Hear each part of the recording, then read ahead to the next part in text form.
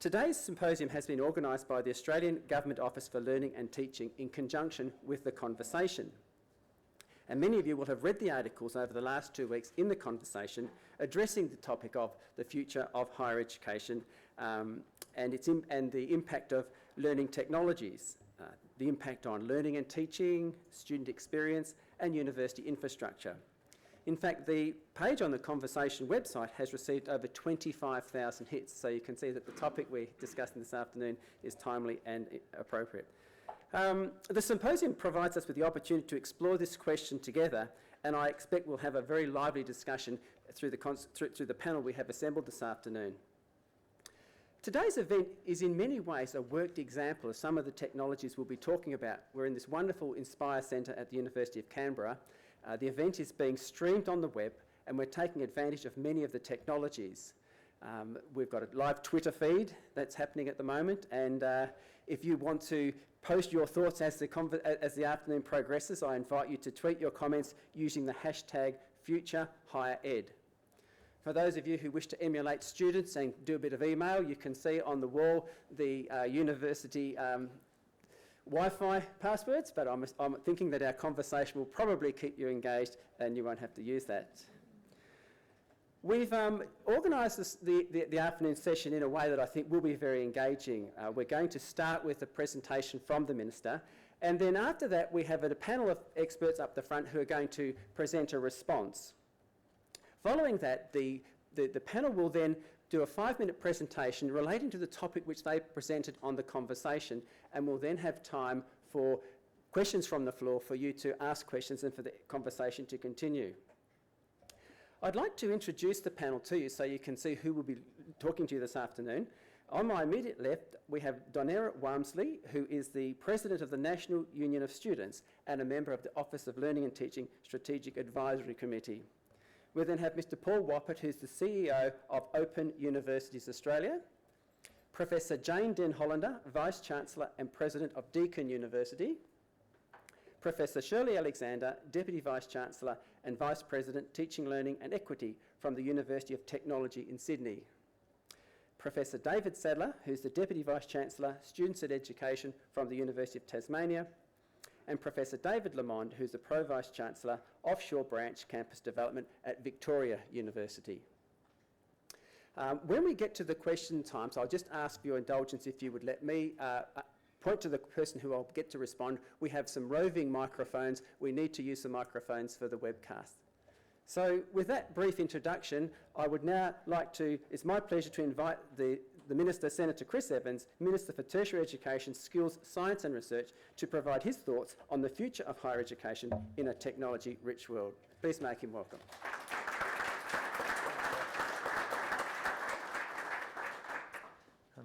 Thank you very much, and thanks for the opportunity for being with you today.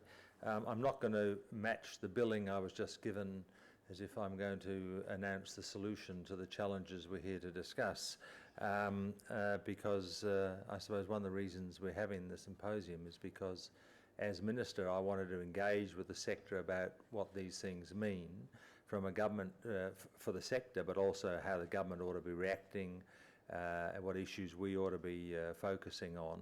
So trying to understand some of these changes that are occurring with technology and what that means for policy making. I'm very pleased to see that we've used the conversation. I think it's a really important tool in spreading understanding about the work going on in our universities, and I'm very pleased to support it. I can go on the site and understand learned articles, which is always a good sign. I can. The man in the street test, if the minister can understand it, probably most people can. But I think the fact that we're using the conversation, people are on Twitter and able to access this through the internet tells you how much the world's changed compared to how we would have done this even 10 years ago. I used to like the old butcher's paper, but apparently we don't use that anymore. Look, I know the focus for today is very much on what MOOC's massive online open courses might mean for us, and I think I suppose from my point of view, I'm not sure I see it as such a game changer, but it's obviously a very important development. I think other people probably have a slightly stronger view about the change this will drive, and the jury on that is out. And obviously, the question about whether there's a sustainable business model for people in this is a big issue. But who can predict where this will end? I certainly can't. But I think it has brought to a head the debate about online and blended learning, the impact of rapid technological change on how we teach, how students learn, and what universities ought to look like. What value are they adding in a changing world, where we have increased democratisation of information and access to knowledge, a very different way of people being able to access knowledge without necessarily enrolling university, without necessarily attending. And I think universities and students are obviously already having to respond to that. I use this example, but I look at the way my sons learn. One's at uni, one's allegedly doing Year 12's exam in a few weeks, but you wouldn't notice he's very relaxed about it. I see these articles in the paper about all the pressure that the students are under. No sign of pressure from my boy.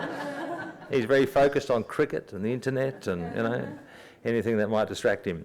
But I mean, you look at the way young people learn, where they get the information from, vastly different from my generation. And we just visiting universities, looking at the way the sort of libraries and hubs are used now, completely different way people are interacting and learning, and therefore their needs are changing. So we've got this continuum of development occurring, and I think it's challenging all of us.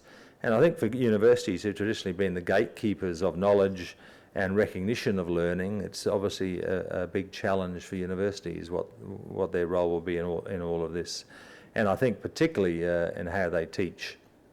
I think if people are learning differently and we have very informed consumers as students, then how we teach and how we work with them and meet their needs has to respond. And they have more choice. There's more competition, both inside the country and outside the country, and obviously MOOCs are potentially even taking that further.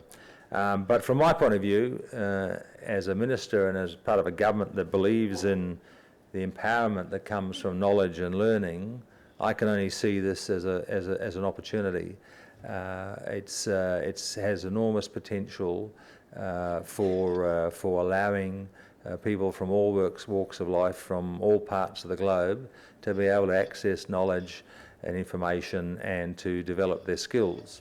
I don't mean necessarily through MOOCs, but through the development of the technology. And what we know about technology is that, and the pace of change is that resisting it is futile. So many people, we always use Kodak as an example, have just been swept aside as change goes through, and I think we've got to be very much aware of that. The idea that we can stay still, I think, is clearly not an option. But where and how we move are obviously important issues for public debate. But there is obviously the risk of getting left behind if one doesn't engage and look at the opportunities. So from a government point of view, we're very keen to engage on those issues. From my point of view, there's a range of priorities in all of this. My job is to make sure that Australian students get the best opportunity for a quality education and get as much opportunity as possible. So that's the priority for us. It's not to protect patches, it's not to protect the current system, it's to protect the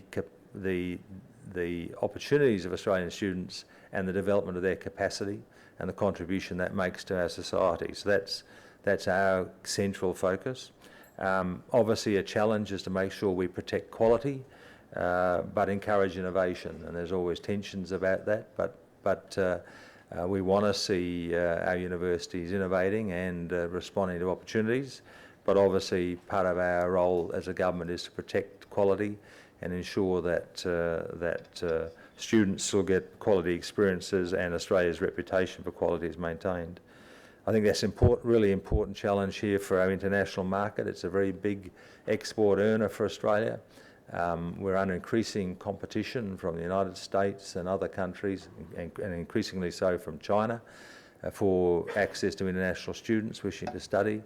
Clearly, the technological changes are making location and place perhaps less important, although obviously people still want a human experience often as part of their study, and a sense of being part of a broader community. But clearly there are huge challenges for international attraction of international students in Australia, given the pace of change in these areas. And obviously, from a government point of view, there's a whole range of considerations for us. Provision of capital, whether we should be supporting more investment in technology, what we should be doing in terms of supporting best practice in teaching, a whole raft of issues that look at what the government's role is in supporting universities as they adapt, and how we maximise opportunities for students. So I think I've got a sort of sense of the problem. I've come to the symposium today to hear the answers. This is why we invest so much in the people at the table, because they are the people who are going to provide me with the answers. I think one of the things I want to stress, though, from my point of view, is I'm conscious that different sets of students will want different things out of universities.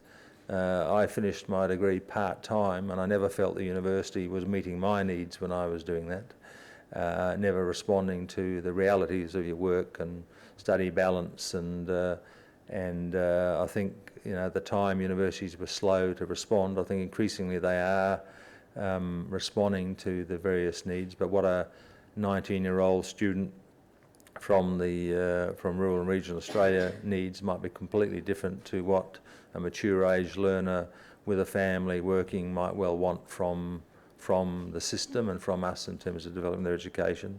So I think we've got to be careful not to sort of overly generalise in terms of student needs and how we respond to those. But anyway, look, thanks everyone for coming. I hope it's a useful exercise.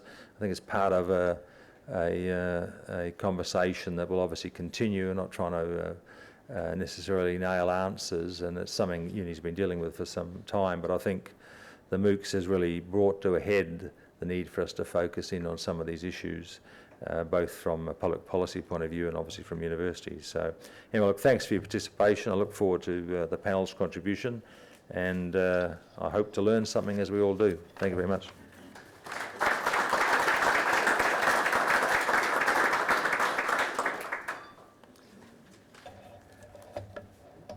Thank you, Minister. Now, as we mentioned earlier, the format for this afternoon, I'm going to give the panel now an opportunity to respond. I failed to mention that we have Gavin, the graphical facilitator on the right-hand side of the room. He's giving a graphic representation of the points that are being made this afternoon, and so at some stage you might care to glance across and see how the points that are being made are seeing themselves in the graphics. Okay, so look, what I might do now, I'm going to invite Paul to give a 2-minute response to the Minister, if you wouldn't mind. Thank you.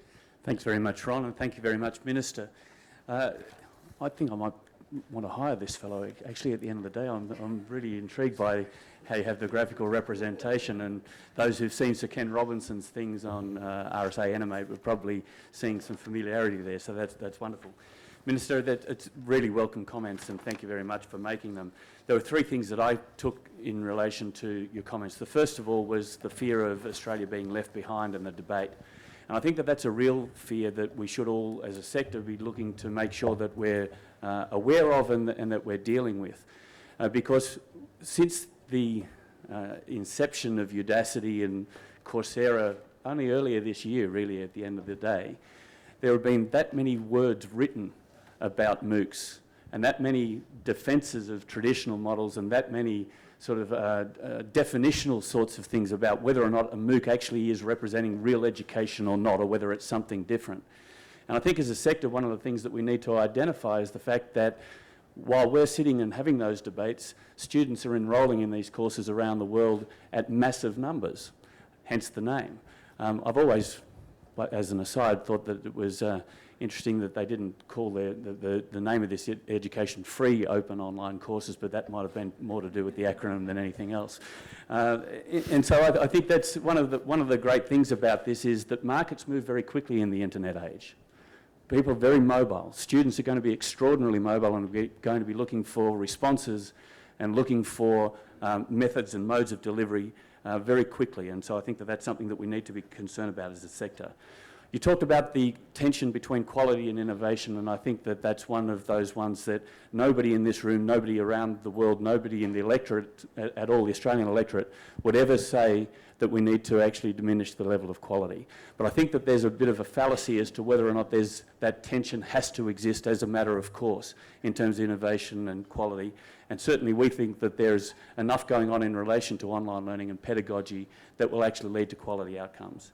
And the third thing, which I thought was a very important entry into the discussion, is the fact that there isn't a one-size-fits-all approach to this. Different students will have different needs. Different students will be attracted to different modes of operation. But actually making sure that those different modes of operation are available, particularly for those who don't always have access, like the rural, like the regional members of the Australian population, of which I'm one, and so these things have a way of making sure that that we have different modes of delivery available for many diverse students. Thanks, Paul. Jane, would you like to respond now, please? I will as well. Thank you, Minister. It's a delight to be here. I really appreciate your interest in this idea. I don't think the MOOC is the game changer. I think it's a stimulus. I actually think the digital economy and the NBN are the game changer, and that's the difference, I think. We are moving from one age to another age. So for me, the digital economy and what's begun to happen has suddenly leveled the playing field for those who are thinking. There was a time where there was no way you could attack or compete or join anyone in the top 100 or 200 universities in the world. The digital economy is actually flattening that. MOOCs are sexy, they're stylish, they use technology, and they're attracting, for me, three groups of people. The clever, the curious. There's probably not a person in this room who hasn't attrited from a MOOC. And everyone's moaning about retention rates. I've attrited from 3 MOOCs because I'm curious and I wanted to see how good they are. One of them was outstanding. One of them was probably the worst bit of education I have seen in a long time, and anyone at Deakin would have been sacked for that. They're sexy, they're stylish, they attract the curious, the clever, and they attract the people for whom no other option exists. Go and look where the enrolments are from. Read what Sir John Daniel said about MOOCs. A 15-year-old Mongolian boy topped out with a perfect score in one of the Stanford MOOCs. That is outstanding.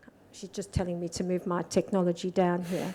So what is this for Australia? For brand Australia, what does this mean? It means suddenly geography means nothing. It means suddenly our governance, our regulatory, our standards, frameworks can start to help us, because I think never miss quality and innovation. Quality is a given, and quality has always been an issue. And I'll show you a MOOC which has no quality at all, has no pedagogy, and is positively dangerous. I can show you a MOOC that has some of the best quality and the most outstanding standards I've ever seen. So we need to think about innovation, and we need to harness our framework, because I think if we want to do what you want, which is the best for Australians, the change that we are about to face to our industrial, to our funding, to our infrastructure is going to be very significant. It'll make the last 10 years look very different to what they are now. And as I said in my little paper, and I'll say it again now, you can be on the right track, but if you're standing still, they'll just go over you. And that's what I think we need to do. We need to get innovative. We need to think about how are we going to embrace the digital advantages that we now have from where we are for the future. Thanks, Jane. And I now invite Shirley to respond. Thanks very much, Ron. I'd like to disagree slightly with Jane. I was a bit worried that we were all going to sit up here and agree with each other, but I'm actually very excited because I think this has a great potential to be a game changer, not for the reasons that you might think. I've been working in the area of improving teaching and learning in universities for a very long time, and there's nothing like the threat of something external coming in. I'm hoping to cause people to sit back and really think about how students experience their university course from a whole range of levels. There's been huge amounts of work going on in terms of research. We know what is good practice in higher education teaching and learning, but there's only a small proportion of people who actually take that up. So for me, this represents a wonderful opportunity to get everyone engaged in thinking about why the government should fund universities in the future.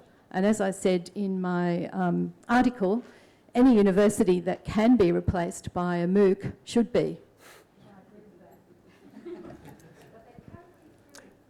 Thanks, Shirley. I'll now pass over to David. Thanks, David. Thank you.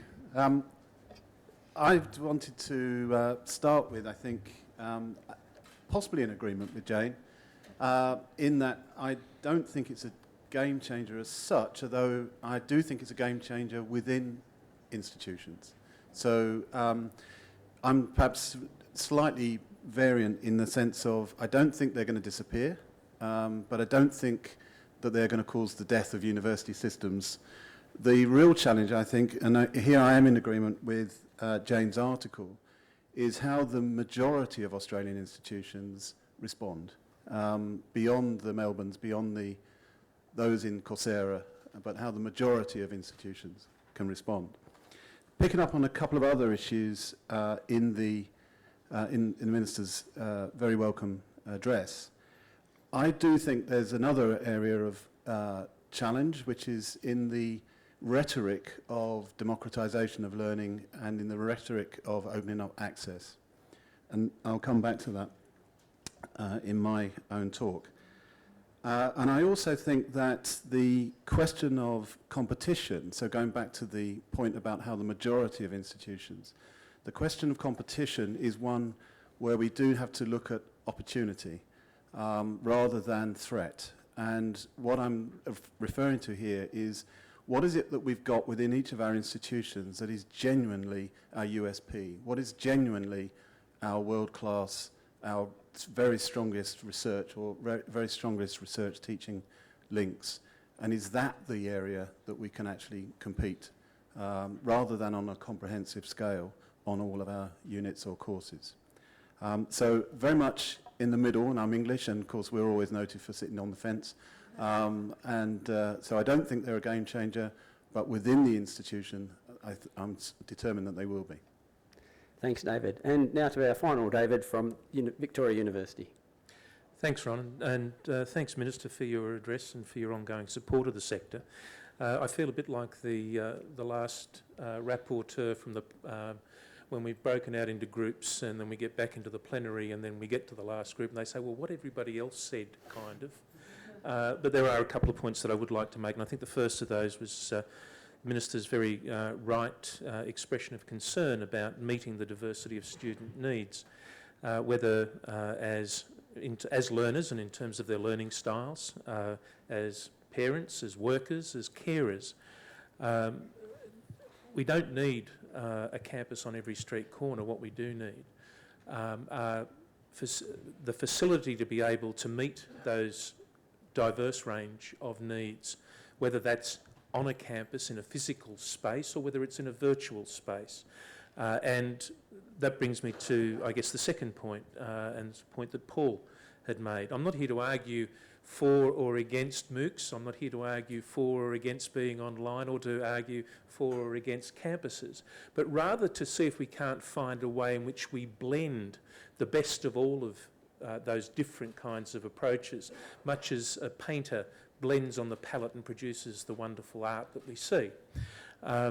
Jane talked about her experience of MOOCs and the best of them and the worst of them.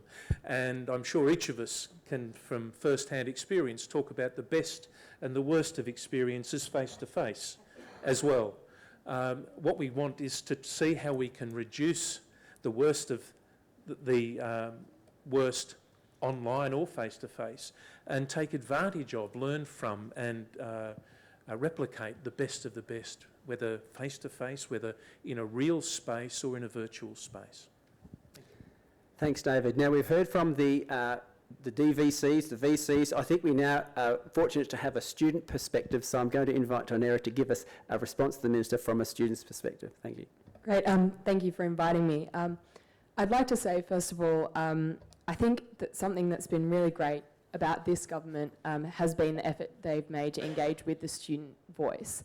I sit on a number of government reference groups and panels and things like that, and I think it's really important that students are included at that higher level of discussion.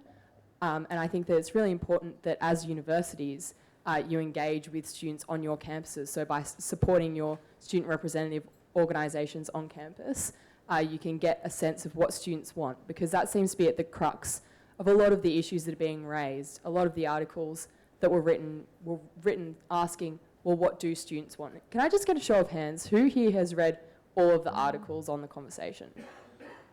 Yep? Okay, great. Cool. I was just wondering. I read all of them this morning, so I'm happy to say that my university education has prepared me well with a tradition of last-minute assessments. All those lecturers and tutors who told me I was doing it wrong were clearly incorrect. But I think that one of the major issues that was brought up in some of the articles, one in particular by Alistair McAndrew, What Students Want, was that students are still seeking interaction and personal connection. So they're still wanting to engage with their tutors and with their lecturers.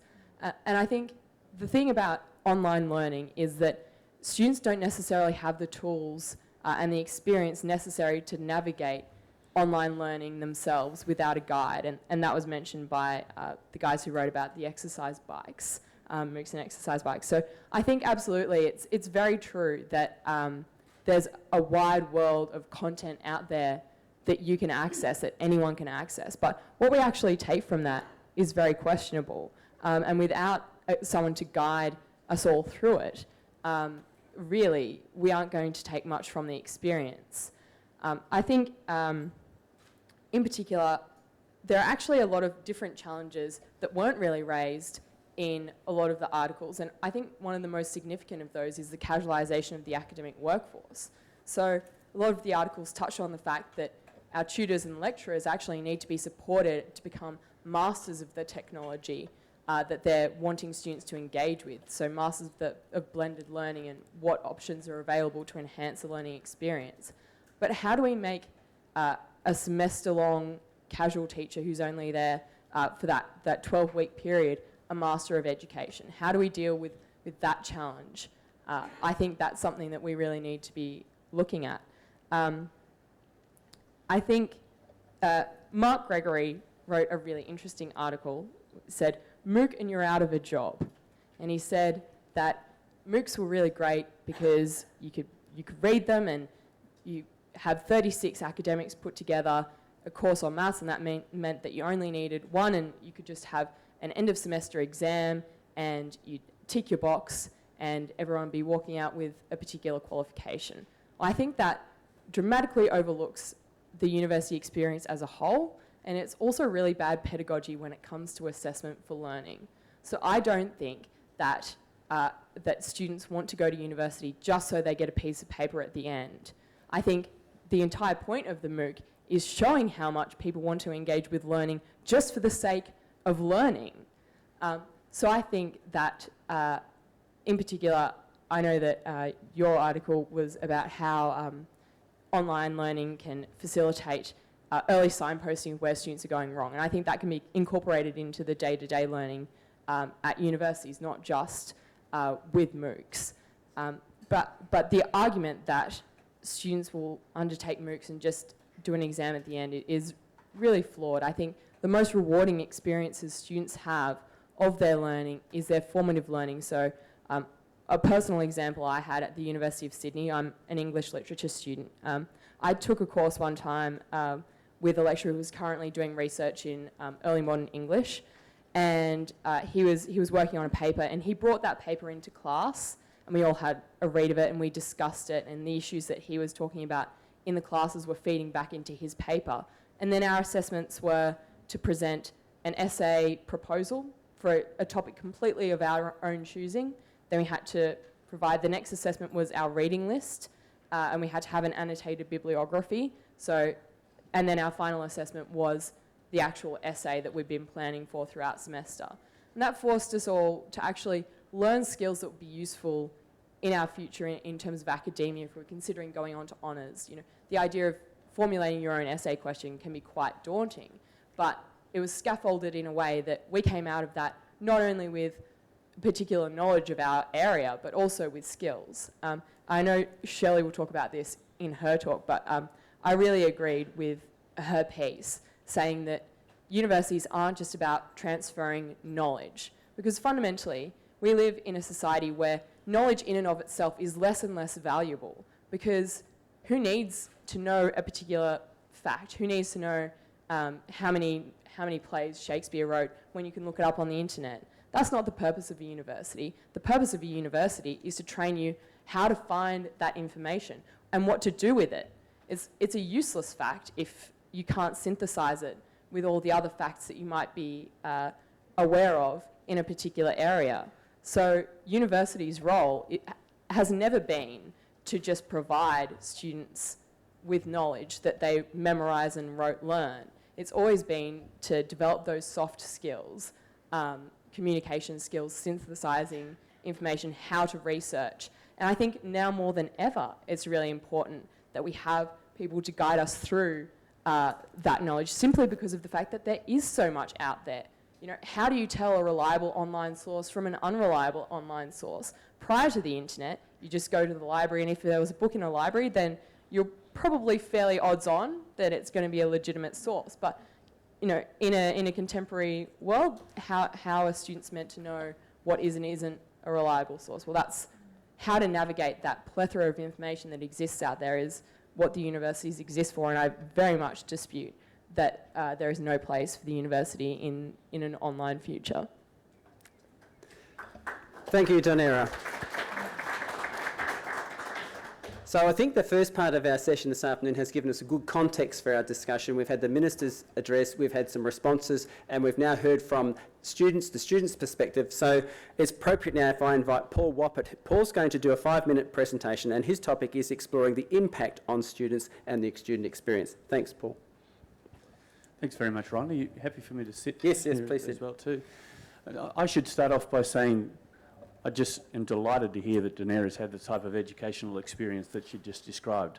And I wish that all of our students in all of our institutions were able to have that sort of an experience. I think, though, one of the issues that we're finding in the world today, and it's not just limited to higher education, of course, is that there's vast variability of the experience that people have of different types of institutions and learning and the like as well too. And I would love to be able to say that, hand on heart, that every student in Australia, in a face-to-face environment or in an online environment for that matter, is getting a wonderful student experience, but I'm not sure that I'm yet ready to declare that war over. At Open Universities Australia, we believe in the importance of education, of course, and in about providing the opportunity for a successful education for as many people as possible. Now, that's not just about accessibility to enrol. It's about actually accessibility for people to be successful in their learning outcomes and what it is that they have in terms of expectation, their educational goals themselves.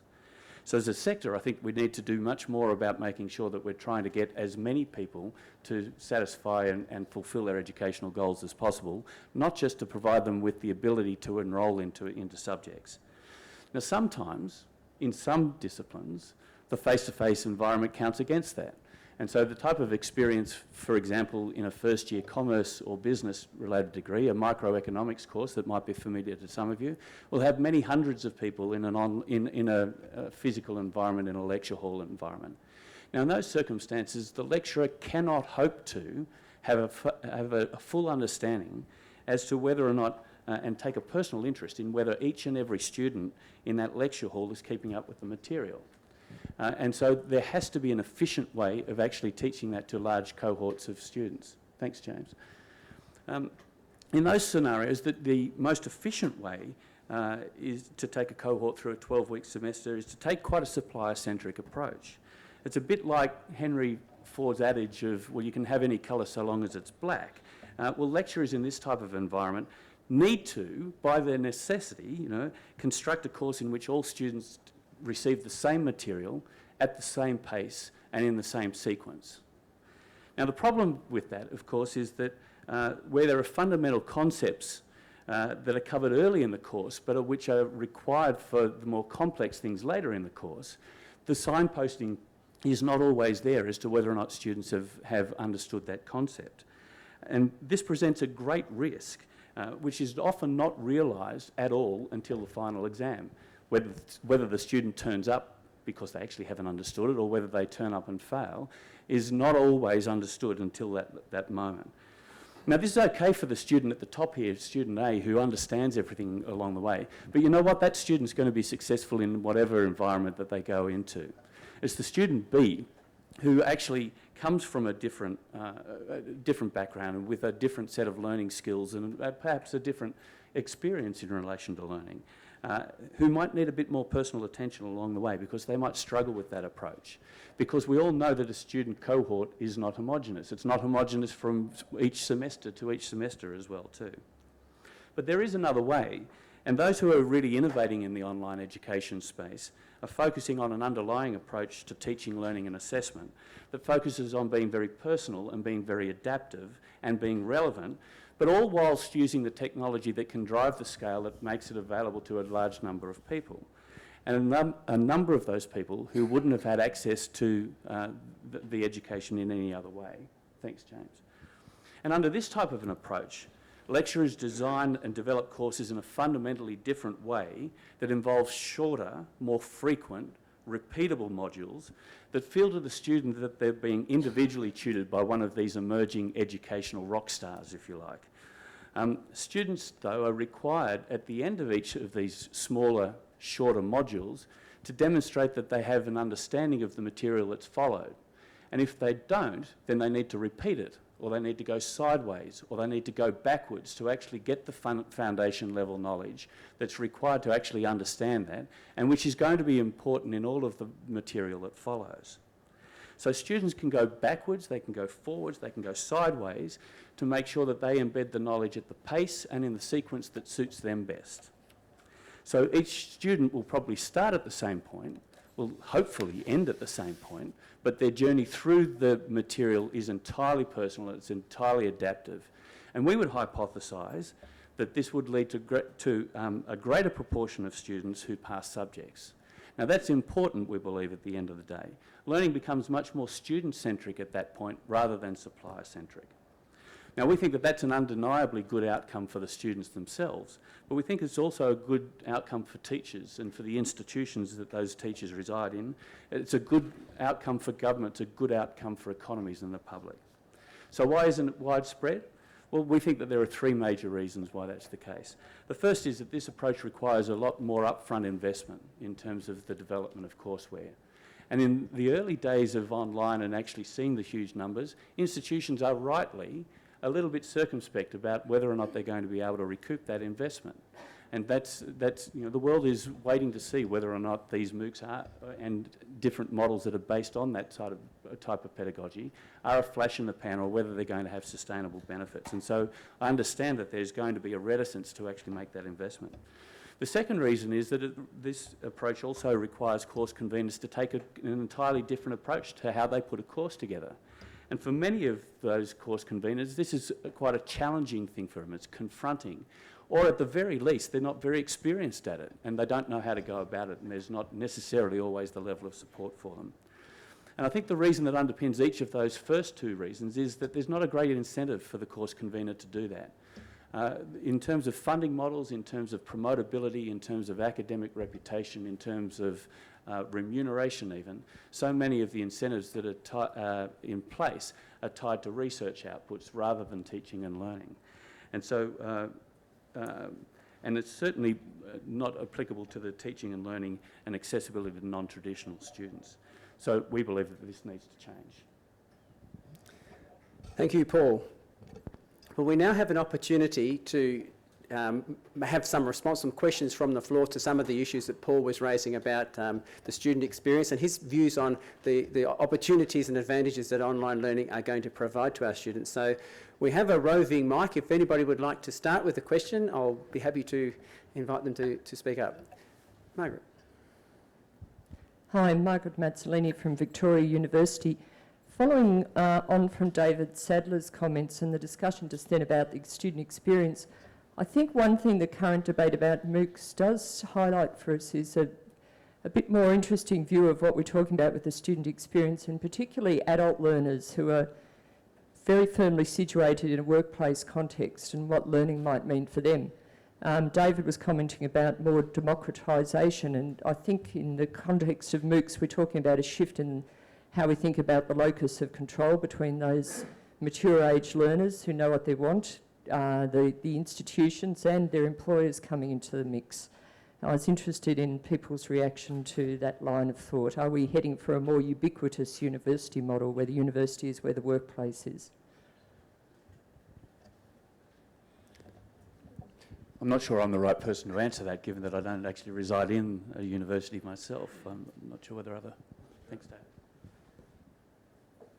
Well, thank you, Margaret. I'm inclined to agree in one sense, because certainly the case study that I used in the article is just such an example where the potential students are those in workplace settings where there's strong industry interest and support, and where, in a sense, the curriculum is way beyond traditional kind of canon and is a curriculum that's collectively negotiated between the mature students, the people in workplaces and the industry bodies. So I think it is an interesting moment, and it's not necessarily one you can generalise from, because I think that there will be other drivers and other examples. I think that the particular case study that my institution is developing is actually responding to a particular need, which happens to align with what you're talking about.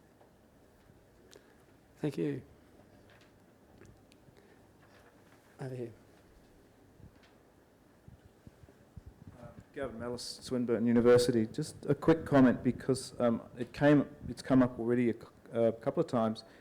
Putting MOOCs in their place perhaps is maybe not exactly the right term, but it might be interesting to think of MOOCs as like the Christmas stocking stuffer, meaning that all other things being equal, perhaps their place is in providing that bridge or that missing link for students when they're studying something and they need a top-up. We can say, again, all other things being equal, go have a look at this particular Coursera thing that might give you the introductory sociology you need to understand what's going on. Perhaps, Ron, if I could make one comment there. Margaret Gardner, in her piece for the Conversation series, talked about the notion of the taster. And we think at OUA, we think that that's an important development in the free online space, is to give access to people in a low-risk environment where they can actually just have a taste of what university study is like. Many of our students come from non-traditional learning backgrounds. They're first in family, they're low SES backgrounds. They're often, in their late 20s, early 30s before they actually look to commence any form of education. The overwhelming emotion that we hear from them at enrolment time and in the early days of their first subject is one of being nervous and of being a lack of confidence, because they're not sure that they're up to it. And we think that the free online space that gives a taster where somebody can actually go in and have a bit of a look around, see what's actually on offer, see what it's like, see whether or not I need to be a computer expert or just be able to click a mouse. And those sorts of things are important in terms of giving people the confidence that they can approach more formal higher education after that. Come up the front here. Hello, Philip Dawson, Monash University, and with my colleague Robert Nelson, we developed our exercise bike MOOC metaphor that is an imperfect metaphor, but I guess a core thing, if we take they might try the MOOC, they might develop confidence, does the converse of that argument hold true, that if they try the MOOC and it actually doesn't work out, this might have a negative impact on their confidence? Well, I suppose there's a risk of that, and one of the thing that's already been identified by Jane and others is that there's a great variety and a great variability in terms of those things that are on offer out there. I suppose I'd hypothesise that those who are inclined to not have much confidence need some form of boost to that confidence. And if you do get a bad experience in a MOOC environment, that may well turn you off. It may actually prevent you from actually coming back to it at some point in the future. I get that. But we would probably say that there's a much higher proportion of students who would feel a little bit more familiar and who would feel a little more confident that it actually wasn't beyond them necessarily by having undertaken that, and that would lead to pathways into more formal education.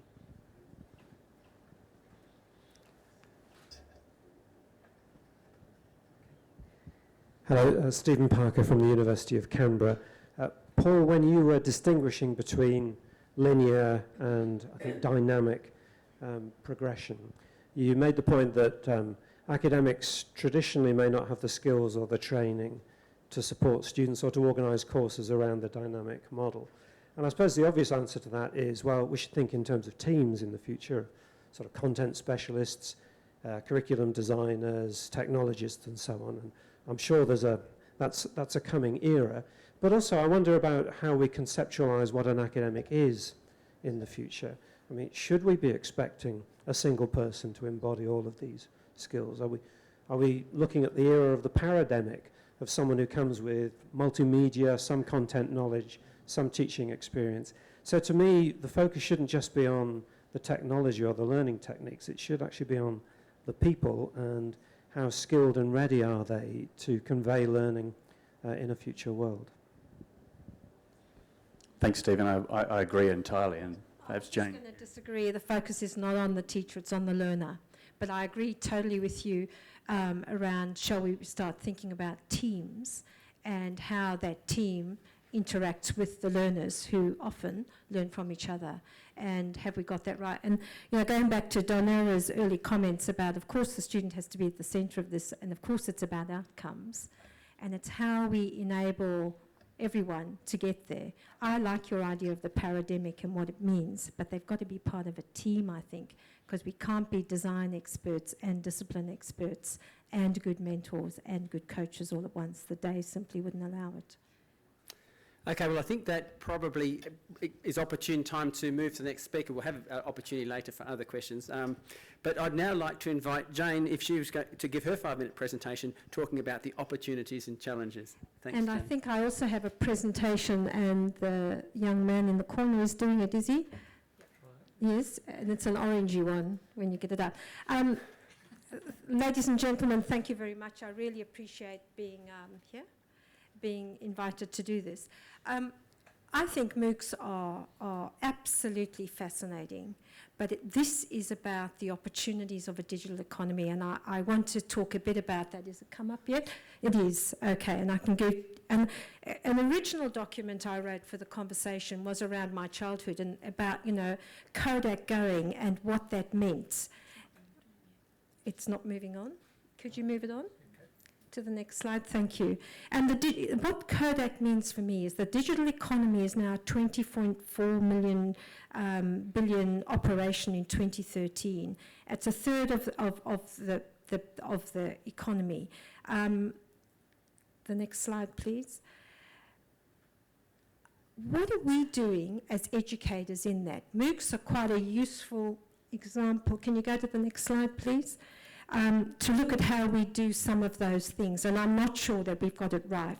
Life in Australia needs to take on board some of the things that have happened with MOOCs, but then take it to the position of the learner. The next slide. Yeah, leave it at that one. So disruptive change is there.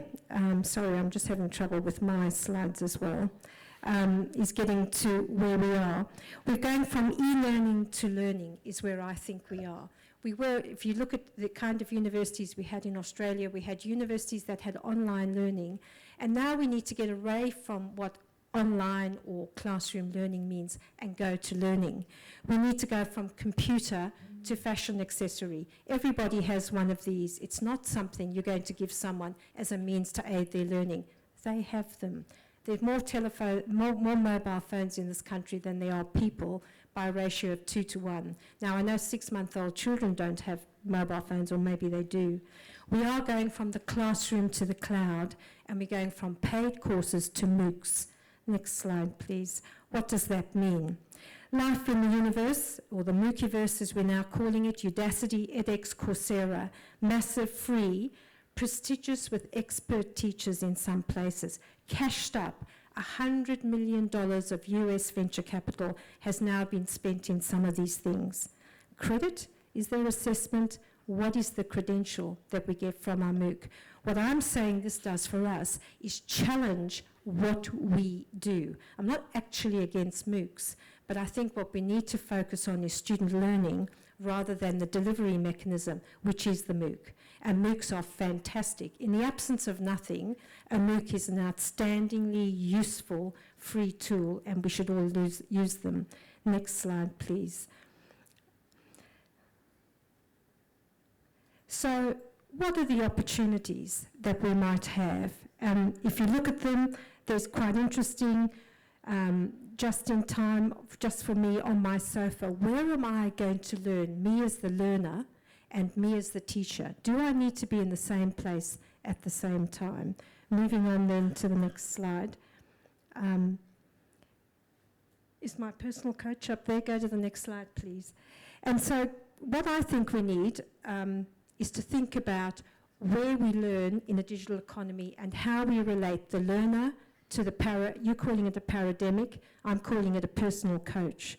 The content will be delivered where they are. Why should students bother about where they get their content from as long as they get it? We need to worry about the teachers, about the standards, about the quality of the outcomes that they get, and how we enable them to get what they need. I want to know, and we need to test how we retain good governance and standards, and at the same time, Minister, be entrepreneurial and nimble about the change. It seems to me what MOOCs tell us is that people are interested and they will use the resources that are available to them, and MOOCs at the moment are a wonderful resource.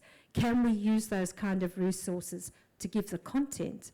And then going back to Donherra's point, how do we get the outcomes into a located environment so you can start to practice some of those massive soft learning skills that you have found so valuable and all of us have benefited from in our lives at universities?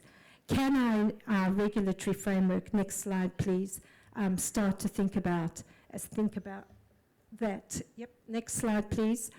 And I wanted to talk then just meaningfully. Is it worthwhile still to be talking about staff-student ratios?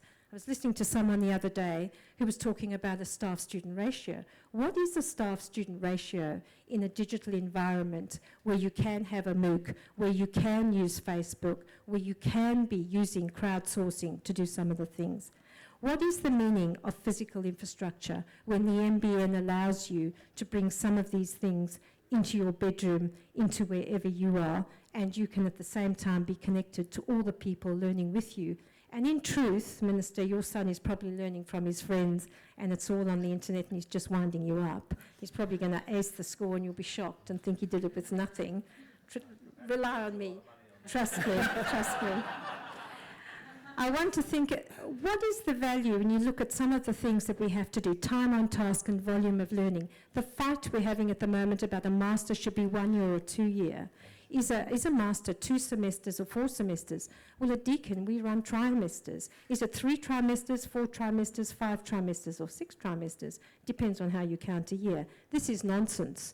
We are now dealing with learners as participants and as self-paced learners. MOOCs have shown us that the best self-paced learners, a 15-year-old boy from Mongolia, can top out in a great MOOC at a very, very prestigious university. You know what? He'll probably never go to that university unless he manages to access the incredible mountain of their admission process. Don't you find it odd that a boy can top out in the free test, which they admit at MIT is the hardest, one of their hardest units, but unless he's able to get through the admissions process, he can't go to MIT. I think we need to start thinking about what premium cloud learning experiences mean and what they do. Are our libraries now fit for purpose? Are our libraries fit for purpose in a room like this, where the walls appear to be interactive in some way and can be connected else? And then how do we use our campuses? I think campuses will become the centre of the digital economy. They may not just be for students and their books and for lying around on the grass in the early photo. They may be about how we use our learning spaces, and I know Shirley is going to say a lot, and I have her future spaces thing safely next to me. How do we use that? How are student services going to work in an environment, Donherra, when most of your members and our students are in other places? And I'm almost finished. Next slide, please. Finally then, how do we authenticate in an environment where cloud sourcing is a great way for peer review if we can control plagiarism? How do we use RPL for weak assessment tasks? How do we ensure equitable digital access for the whole of Australia, given the cost? I think these are some of the questions that we need to answer before we get too carried away. In the meantime, a free MOOC from Harvard or Stanford or MIT is a wonderful, generous thing, and I would commend everybody to take them up. If we sit back and do nothing, people will take them up and they'll leave us behind. We're a click away. We are all a click away from enrolling in a course now.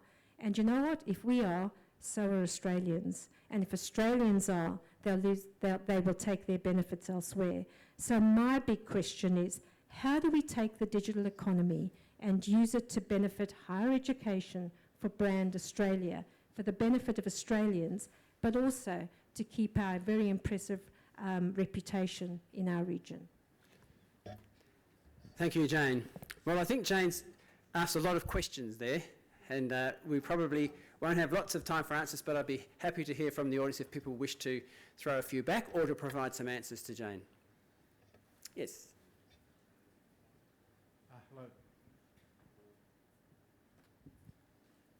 Mark Gregory from RMIT University. My perspective is that online education is fantastic. Even though I wrote a very dark article about the MOOCs, and I think it got some very interesting comments. The question, though, comes about, and why I wrote that article, was because, yes, when we wrote those articles, I've already heard two people here say that they were thinking about their time in university and their past. I can remember a time in university where everyone in my university, college, had 32 plus contact hours a week. Think about that for a minute, 32 plus contact hours a week. And yes, they were taught in teams. We actually had, back in those days, lecturers coming to laboratories. In my university now and in my school, the thought of a lecturer going anywhere near a laboratory is just not on. So my question for the panel or to discuss is, we're all talking about this modern team. What is this team with online education going to look like? How are you going to fund lecturers to be this 24/7 coach? And how are you actually going to get lecturers involved in this new online education era? Around my university and my school, most staff stay away from it in a big way because they're very concerned about what it means for them. And I think before you even go down the path of saying, you know, MOOCs are good or students want MOOCs and all the rest of it, someone needs to sit down and think about what is it that the university staff are going to look like in 10 years and how are they going to be taken from where they are now to that point? Should we end up with 0 contact hours and 0 academics? Because I'd like to see the clock go back to where we had lots of academics and 32 contact hours a week. That's just my personal feeling. But you're not the learner. It's what the learner wants. And I think, you know, for the first time, the playing field is level and the learner is the centre of our interest. You are not the learner. And the learner, it appears, the Minister's son is but one example. We all have examples of this. And the MOOCs show it massively. People are joining and are interested. They're not all staying.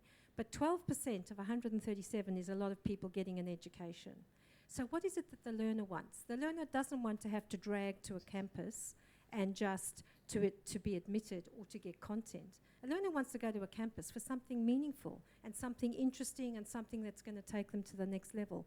And I think that's what's changed with this new technology. It's enabled us. I also disagree with you on the 24/7. I think teams of academics, and increasing in the large units, there are teams of staff who deal with that.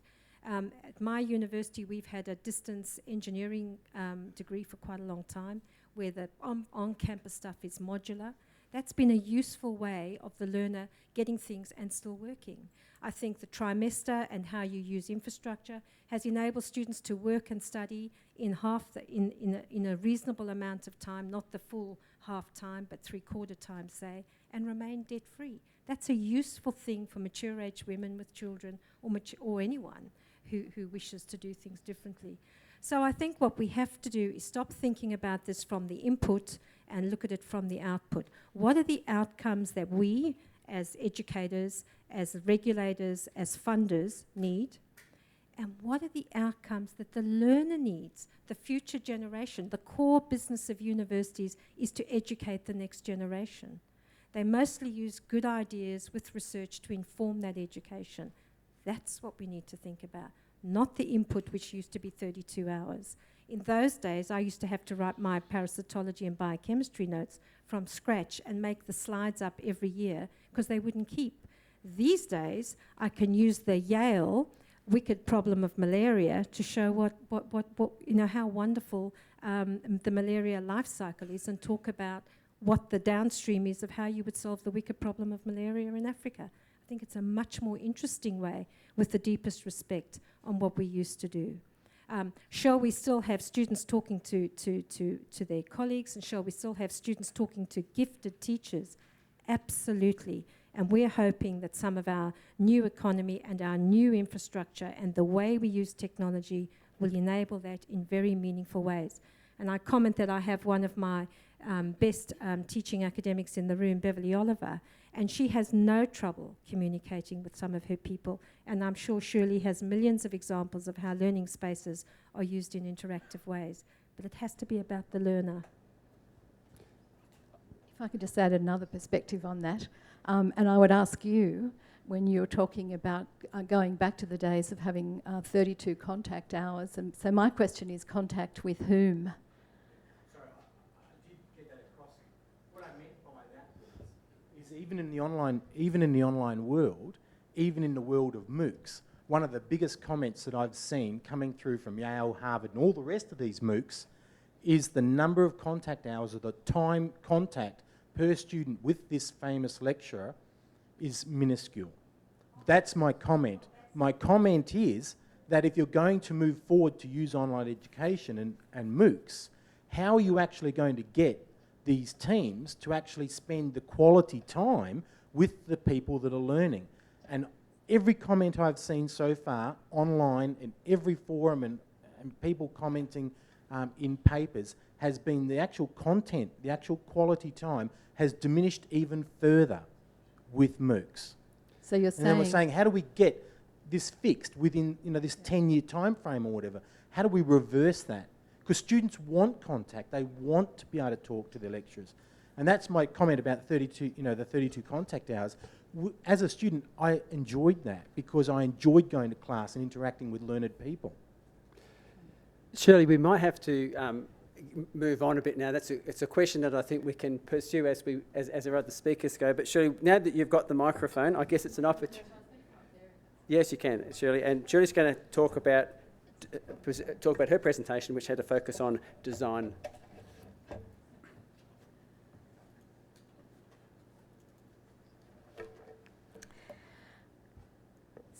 So, as I said in my 2-minute commentary on the Minister's speech, I see this as an ideal time for people like me to try and engage more people in the changes that we need in the future. And I've just pulled this quote from the Prime Minister earlier this year, where she was talking about the issue of labour, and she said that given a choice between Australia being able to compete on quality or on price, then we're going to have to compete on quality. We can't compete with other countries on the price of labour. So what I think this is about is a plan for how we are going to be able to compete on quality in the future. because I think it gives us a chance to sit back and really think about change in terms of what students learn. You can go to the next slide.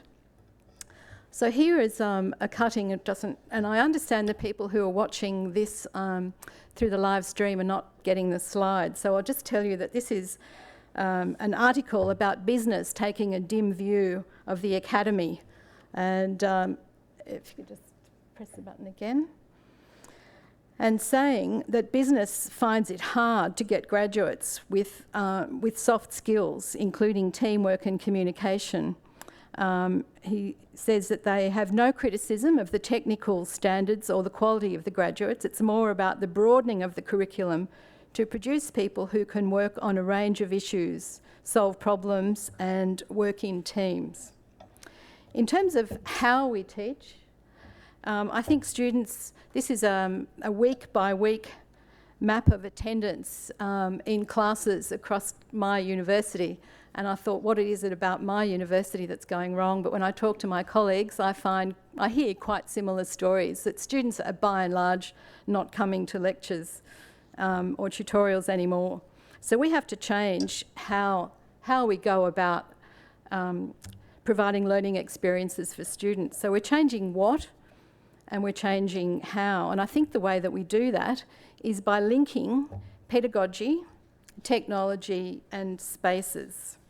Now, I'd just like to show you a couple of examples, and the first one is in engineering and IT, and I talked in my paper about the soft skill of communication.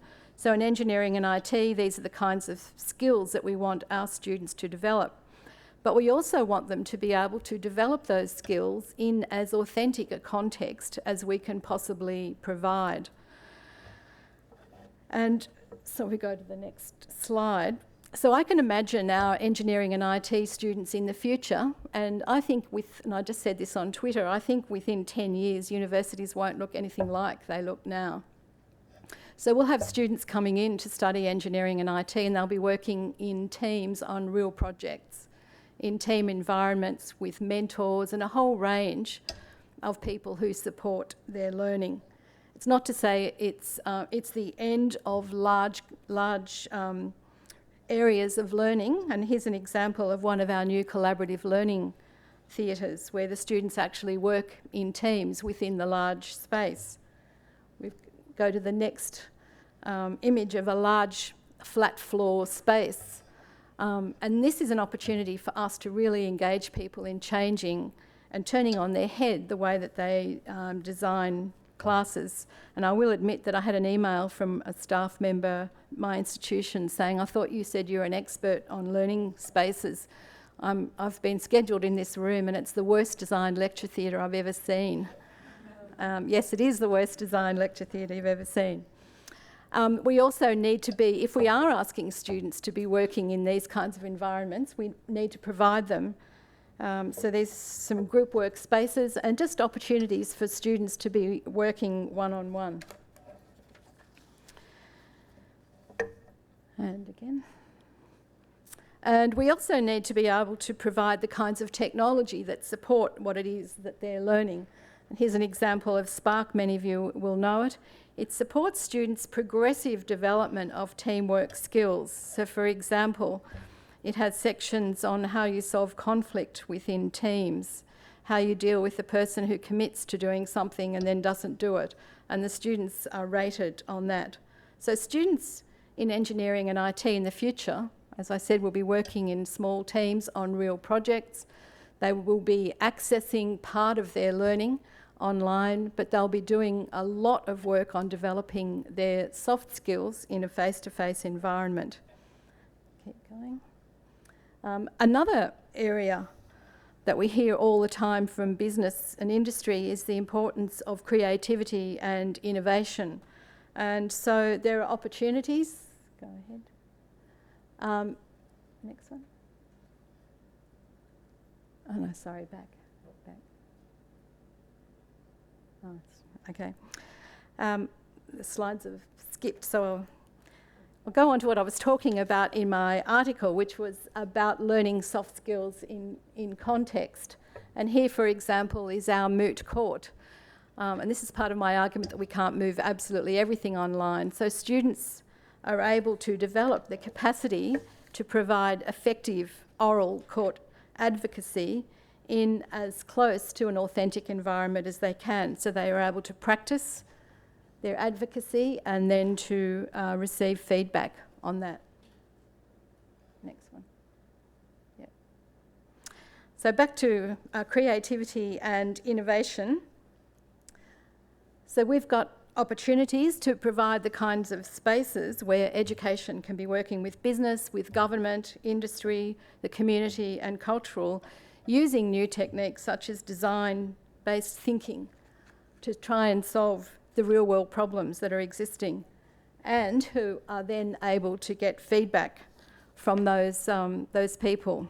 So in summary, I think this is an opportunity for us to rethink learning, away from the idea that learning only ever happens in a large lecture theatre such as this, to the idea that learning happens everywhere. And that does away with the idea that we need to be worried about whether students have got through the content, because it's actually, the content is a part of the authentic learning experience they're having in working on projects and working in teams. It's not really suited to the kind of modular approach that others have spoken about, because we see that students develop these skills in a developmental way. So we need to be rethinking assessment, and I wonder how many people can remember what assessment used to be like. This is about an inauthentic approach to showing what you know as you can ever imagine towards real problems. We'll be rethinking the technology that we use in higher education away from the single enterprise solution to recognising the fact that students will use whatever tools they have available. We'll be rethinking the learning resources that students have access to away from copyright to open education resources.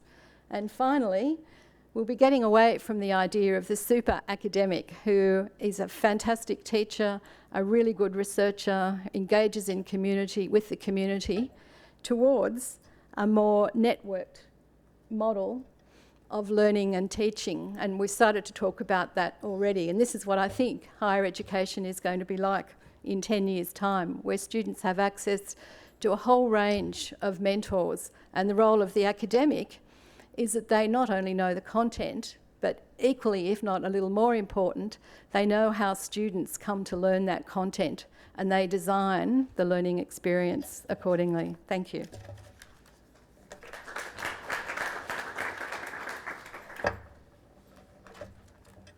Okay. Okay, so we've got time for a few questions now. I guess Shirley has given us an example of how we can live in a world of MOOCs but maintain aspects of the learning that we get in a face-to-face campus. So it's quite an interesting perspective that would be worth challenging, talking about. Any questions over here? Andy. Andy Van from Charles Sturt University. Shirley, I'd agree with the likely future of moving to a more networked position. I guess I've been thinking sitting here, there's a wonderful Emo Phillips gag which goes, I used to think the brain was the most important organ in the body, and then I thought, what's telling me this? What if people could learn without universities? Actually, what if there's less need for universities and academics, full stop, in a new future? Is that something we're prepared to contemplate? I really do believe that the role of academics is going to change really significantly over the next 10 years, and it should. If learning was just about getting access to content, then for years we would have been pointing students at the library and saying, there's the library, go and get your degree. But the idea of coming to learn something and becoming capable of something is a task that needs a lot of guidance, I think. There are some people who can do it, but they're often the people who are the much more experienced learners. And there was some research by, was it Phil Candy, many years ago, that showed that people who are self-directed learners often have very big gaps in their knowledge because they don't know what they don't know. So I think there's going to be a really important role for academics to not only know the content area, but more importantly, how students come to learn that content, and different kinds of students. It's not to say there's a one-size-fits-all, but a young student who's not very experienced as a learner might need a different design than a mature-age student who already knows how to go about mastering a body of knowledge and applying it, even more importantly. David, did you grab the microphone just before we go on? Thanks, Ron. I wanted to pick up on a point that Shirley made about the role of academics changing dramatically in the next decade, and to reflect back on a point that Jane made about the core business of universities being about educating the next generation. And I'd like to really respectfully disagree and suggest that the core business of universities is scholarship. I'm an unabashed fan of Boyer's model of scholarship. And what we see there is the scholarship of discovery, of research, the scholarship of synthesis, the scholarship of application, and the scholarship of transmission, of teaching. So that when we talk about universities in those terms, the knowledge is coming from somewhere. The knowledge doesn't arrive pre-packaged, and all we need to do is to find engaging and entertaining ways to provide that to our students. It's the flip side of what we do as academics. And I don't think that we should lose that sense of what it is to be a scholar in the process.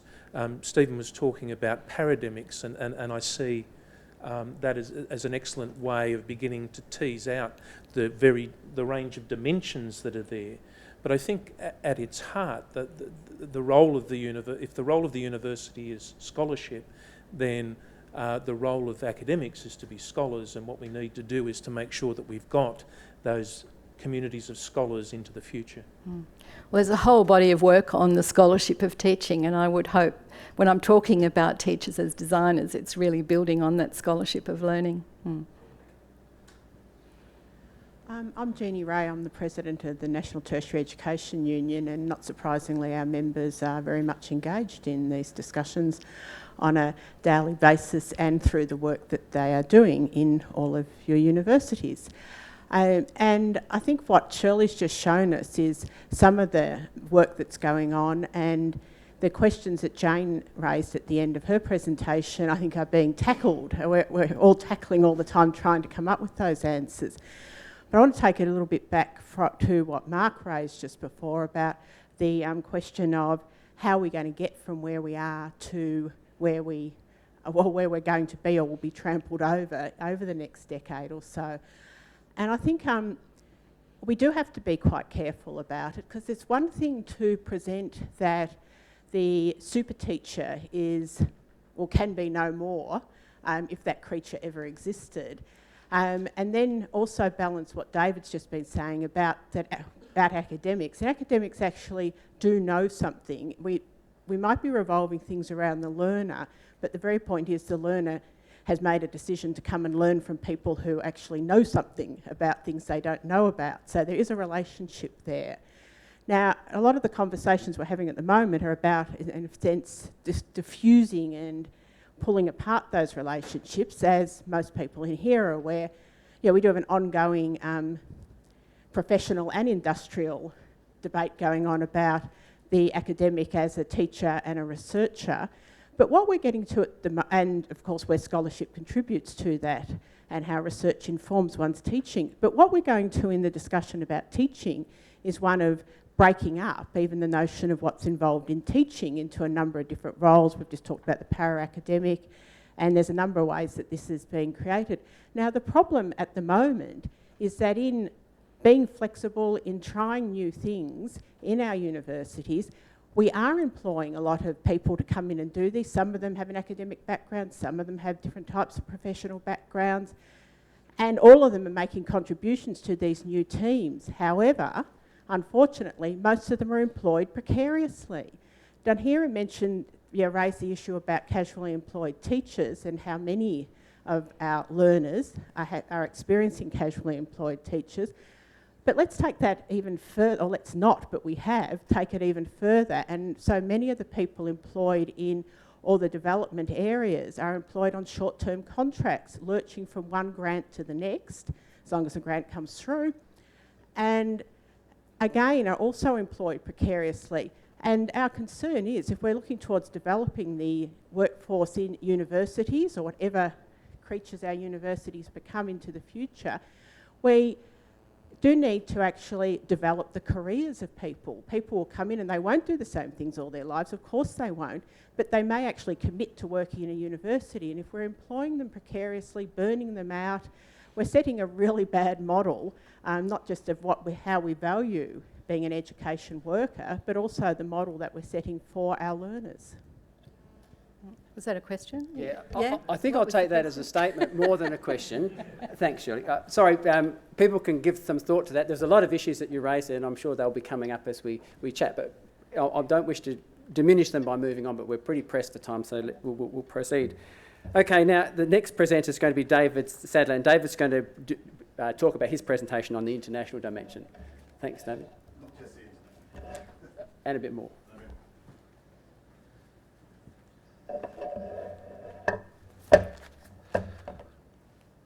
I'm just going to start my stopwatch because I'm incredibly daunted by 5 minutes. So, I've given you there, and for those of you that are streaming in, I'll read it out, my email address. For those of you that want to shout at me in a more traditional technological way, or to give me feedback on this, rather than through YouTube, Twitter, Facebook, or whatever. So for those who are not here, it's david.sadler@utas.edu.au. I've had a few already, and it's been an interesting conversation, as has been the published series, and I think it is, in its own way, a genuine conversation. Could you? Thank you.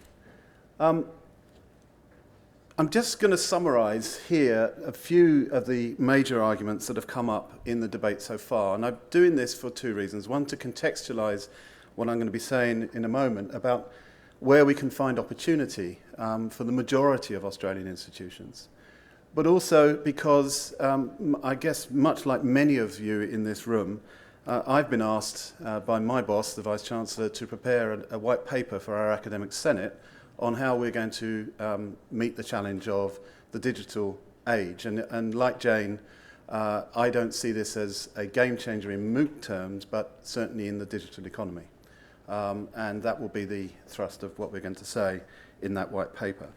So here are some of the major issues, the implications for campus design, how we respond to the if you like, the possibly hegemonic aspect of the current MOOC providers, how we move to democratise educational access, and the controversies which we've heard over learning itself. Next slide.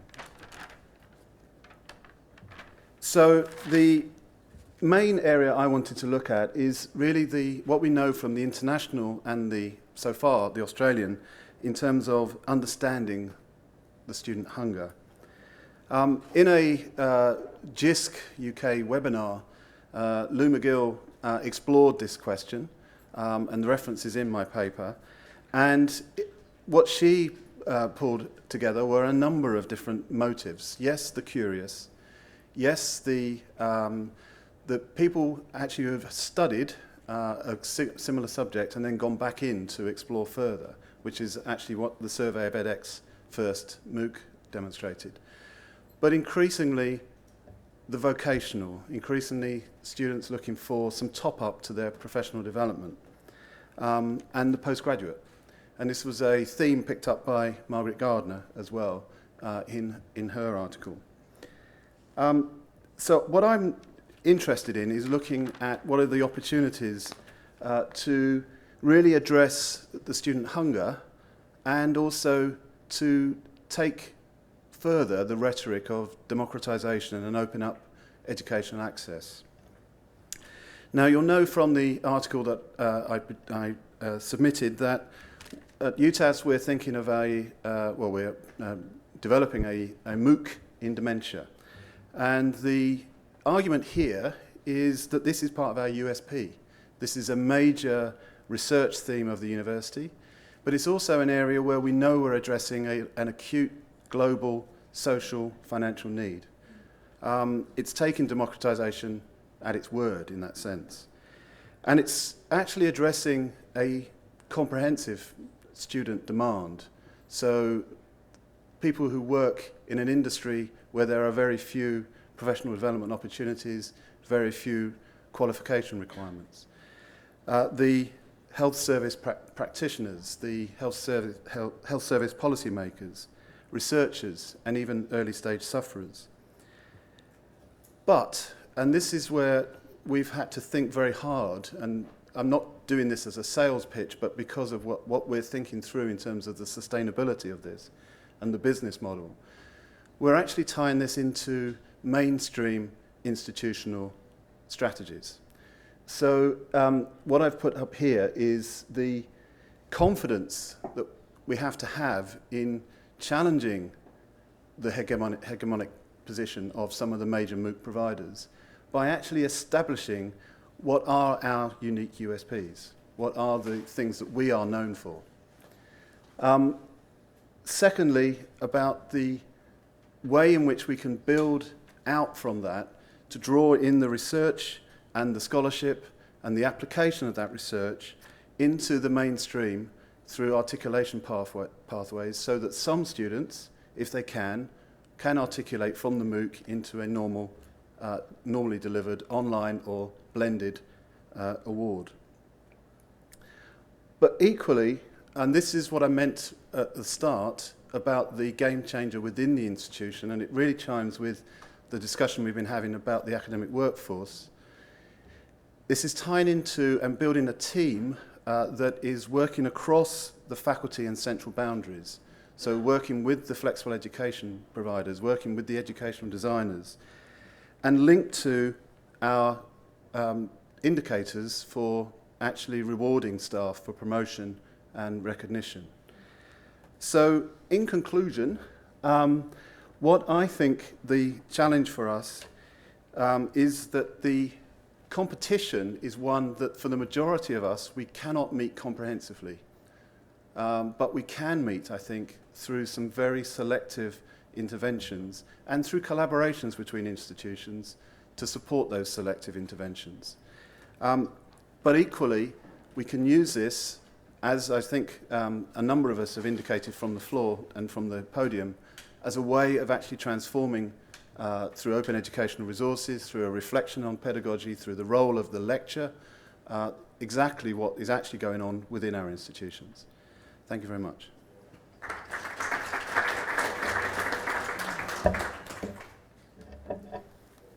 Thanks, David. Okay, we're ready to take some questions from the floor.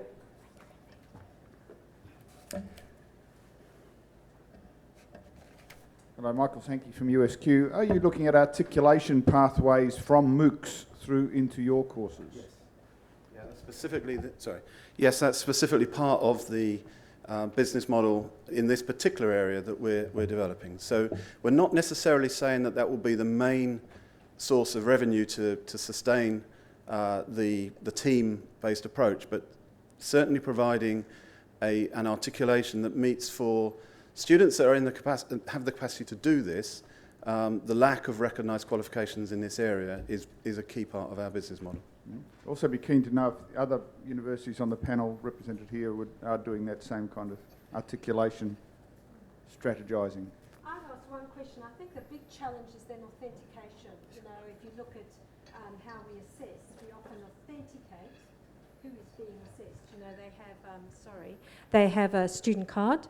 And how are we going to do that? And is that a big issue? Or should it be a big issue? And if it is, what are we doing about it? Do you know that it's me doing the work? Well, clearly authentication is a major challenge for, in the concept of MOOCs, and as it is for all online distance and education. I think the key issue for us is that this is, I think someone mentioned it earlier, this is a bit of a taster.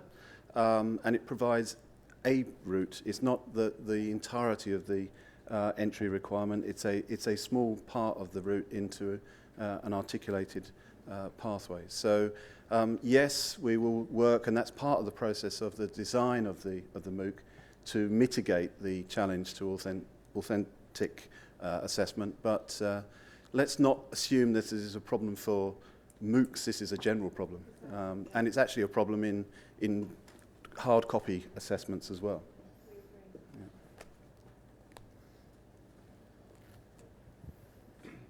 Connor King from the Innovative Research Universities Group. I guess my question, it comes to something you were just saying, David, and perhaps to the whole group, is what am I missing?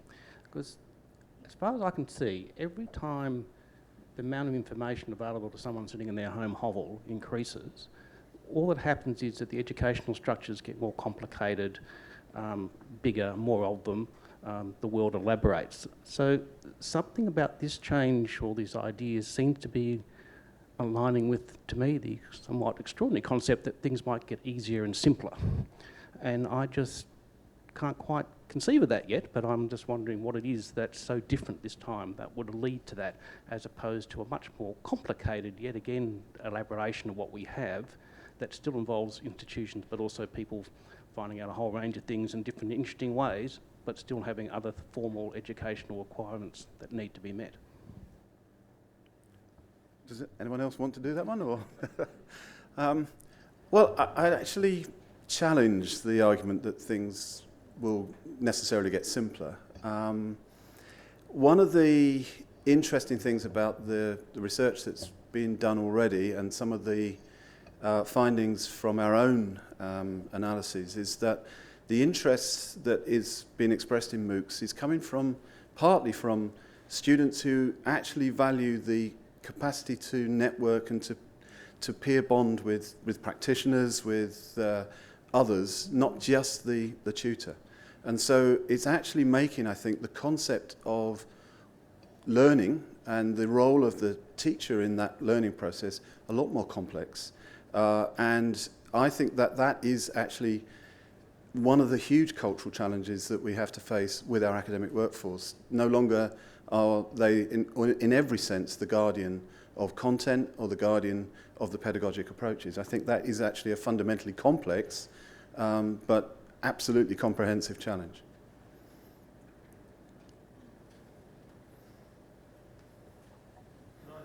Quickly say, I know Colorado State already gives partial credit, and Washington State in the US is heading in that way. So you're following a precedent.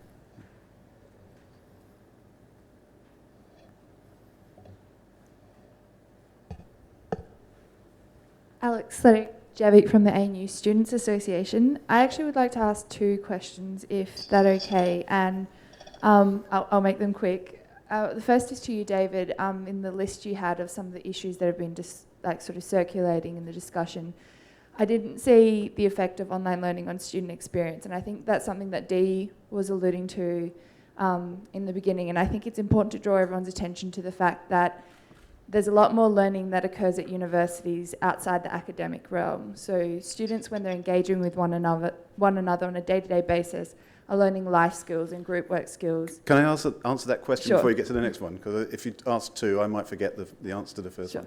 one. Firstly, the list was not meant to be comprehensive, but it is inexcusable to miss the student experience, particularly as a DVC for students. However, there's a couple of things. I agree, firstly, and I'm not an advocate for, as I think I've made it clear, for a comprehensive MOOC approach across the institution. And I think the real value of the MOOC is the way in which it's forcing a debate within the institution over distance and blended within the context of improving the student experience.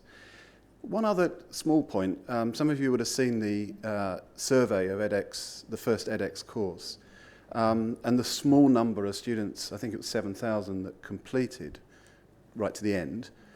But what they actually overwhelmingly said was that they preferred that form of delivery to the previous experience they'd had in a similar subject in a different context. So whilst I accept broadly what you're saying, and I think that does apply for most students, I think there is a category of students that for whatever reason actually do learn in this way and see it as a kind of positive student experience. And I come from a much more traditional form of learning, so I'm struggling with that concept. So you actually touched, still on? You actually touched on my second question, which was how many students actually have been completing these MOOCs. And I think there's been a lot of discussion about how many have enrolled, but my question is, what are the pass rates, what are the completion and the retention rates? Because we did see a graph, I think it was from Shirley, about the decline in students in lecture theatres.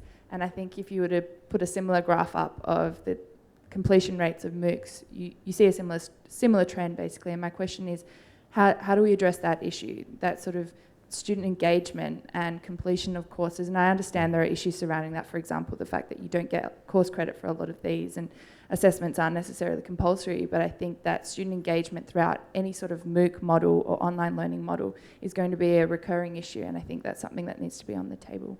I'll just reply to that one. And the so-called attrition rates are very high. I mean, the figures can go from the best 85% attrition to into the 90% attrition. However, my caveat to this, and this was actually one of the arguments I used in the paper, is that it's actually not the right comparison to compare the retention in a unit that's part of a degree program that students have been in a major kind of life discussion with their families, with their parents, have made a financial investment into and a time investment, to the seconds that it takes, and I think you've already said it, Jane, the click it takes to actually join a MOOC and the click that it can take to leave a MOOC. It's a different issue, and I think that for me, rather undermines the argument about looking at the hunger for learning that the MOOCs globally have actually identified. Thanks, David. We better... Can I just say one thing? Please, the Jane. MOOCs at the moment are free, and that's the big elephant in the room. It's easy to get out of something that is for free, and there's a lot of curiosity. I think if we translated that to our paid, to units that students have paid for, it's an entirely different matter, and we're not comparing like with like. Thanks, Jane. Just a quick note to the visitors who are on our webcam. We will be taking some Twitter questions after the presentation, so we are collecting the Twitter questions and we will be answering them, so don't feel left out. Okay, just quickly on that last point, I'm in a MOOC and I've left it only because I haven't been there. It keeps telling me every week I get a message saying, where are you, come back. So, okay, our final speaker this afternoon, David Lamond, is going to do his presentation. He's going to discuss some of the issues related to physical infrastructure. Thanks, David. Thanks very much, Ron. I'm going to stay here and do the presentation. The first thing I'm going to do is start from the assumption that most, if not all of you, have read my conversation piece and that you don't need me to read it to you. I'm also working on the basis that a picture is worth 1,000 words, so I'm going to give you something of a 35,000 word essay in my 5 minutes. To the folks who are live streaming, my apologies, you're still only going to get 700 words. Which may suit the folks here as well. Now we've got to see if this works. And it's not... there we go. It's all right, I worked out how to do it. These are the facilities that you will recall from then. This is what we used to build back in the days when one read for a degree. And we move on to now and the kinds of buildings that the institutions that are represented here at the front of the room are building. The medical building at University of Tasmania, the new Deakin building in Burwood, the new Learning Commons at Victoria University, and one version, and Shirley assures me it's not the approved version of the new Chow Chak Wing building at the University of Technology, Sydney. Now, of course, I went searching for a building for Open University and it's not there. Their space is a virtual space. We go into the future as these things are unfolding, and we see that the main aim of the design for the Singapore University of Technology and Design was to create a campus that celebrates both teaching and learning in an open and transparent way.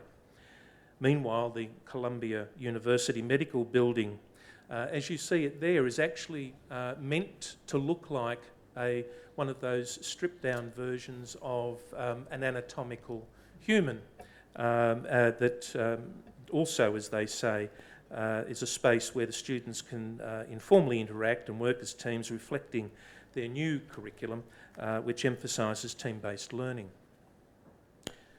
Now, lest you think I'm just here to promote VU in disguise, so I wanted to tell you a story about how an institution in the UK that I worked for translated a lot of the things that we're talking about today into their reality, albeit from 2009. One of my day jobs when I was Deputy Dean at Nottingham Business School in the UK was to move 200 staff and 5,000 students into newly refurbished facilities that are known as the Newton and Arkwright buildings. As two of Nottingham City's best-known landmarks, the Arkwright and Newton buildings have played an important role in shaping the educational, cultural and social life of Nottingham. They were built almost 80 years apart and represent two utterly different architectural solutions to the needs of higher education. It was never intended that they would work together. Arkwright was built in 1881 with an elaborate Gothic design of gables, arches and pinnacles.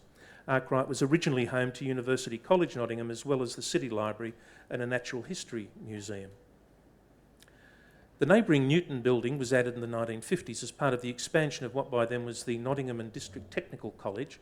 It's one of the tallest buildings in Nottingham and boasts an Art Deco style.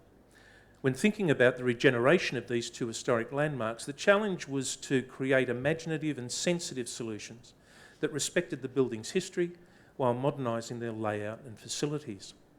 The principles that informed the design related to both students and staff.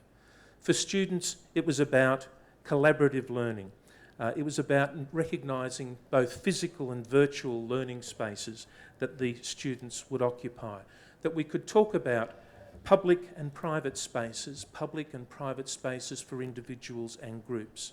For staff, we were no longer talking about work as a place, but work as an activity, where you say to our staff, here's your laptop, here's your mobile phone, here's your iPad, here's your broadband connection, go forth and be productive, rather than having them drive 40 miles, 60 miles to and from the office so that they can go into their offices, lock their doors and do all the things that they might have done at home instead.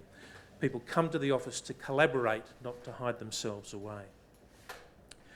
Nottingham Trent University invested £90 million in the regeneration of these two Grade 2 listed buildings. These landmarks have been revamped consistent with principles of adaptive reuse while keeping their historic beauty, a balance between keeping the most remarkable original features of the buildings while providing 21st century facilities required by the university. The result is a series of collaborative learning spaces, or learning commons as we know them, that take advantage of mobile IT capacities and wireless connectivity. Fewer larger lecture theatres and more broadcast studios. Learning spaces that are populated not by whiteboards and butcher's paper, but replete with electrical outlets and USB ports to enable individual and or group-based interactions mediated by laptops and iPads, incorporating a variety of audiovisual equipment and interactive displays, all supported by a unified communications solution. Public spaces are slowly being populated with people and sympathetic furniture. I thought you might be interested in this one. In the middle of the slide, you actually see the office that I occupied as Deputy Dean. And this was an exercise in living out the model that we were promoting.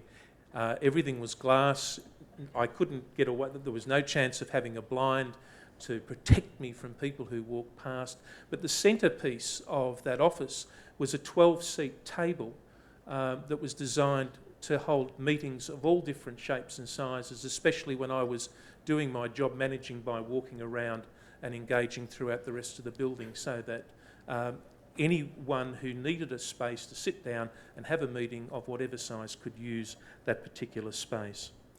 And of course, with the translation in the technology, the J is actually a smiley face, as you might know it. The light and airy central hub is designed as a space for students to relax and share ideas. Catering is available in Cafe Arkwright, as well as a variety of coffee and sandwich bars. The Student Services Centre is also located here, and there are resource rooms available for PC use. Of course, one of the key workspaces is now the Nottingham Trent University online workspace. And the story continues. Minister Evans expressed his concerns about meeting the diversity of student needs. Let me finish by reminding you of my article conclusion. If we're to be the future of education, rather than relics of its past, universities do not need to have a campus on every corner, but rather be accessible wherever our learners are, at times, and in forms to meet their learning, social, psychological and emotional needs, enabling them to balance the competing demands they face on a day-to-day basis. Thank you. Thanks, David. So we've now got time for some questions from the floor.